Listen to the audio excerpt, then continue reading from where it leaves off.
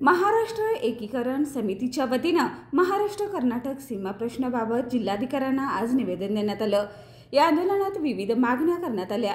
यावेळी विजय देवणे, जयंत आसगावकर, छत्रपती शाहू महाराज यांच्यासह सीमा भागातील नेते उपस्थित होते।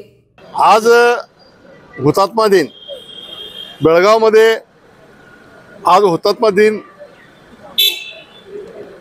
पाळला जातो आणि आज कर्नाटकामध्ये दडपशाहीचं धोरण म्हणून आमचे सर्व मराठी बांधव महाराष्ट्र एकीकरण समितीचे सर्व नेतेगण आज कोल्हापुरामध्ये आलेले आहेत।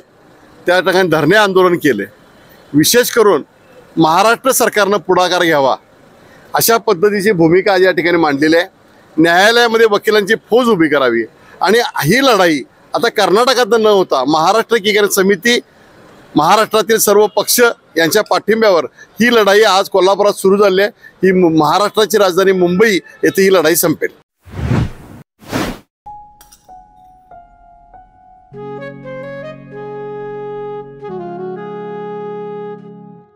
बाबा, आज येताना बासुंदी घेऊन या ना। अगं, कालच आपण आईचा वाढदिवस होता म्हणून आणली होती ना। ऐकलं, गोकुळची बासुंदी पुन्हा खावीशी वाटतेय। खरं सांगू, मलाही खावीशी वाटतेय। पुन्हा पुन्हा खावीशी वाटणारी गोकुळ बासुंदी।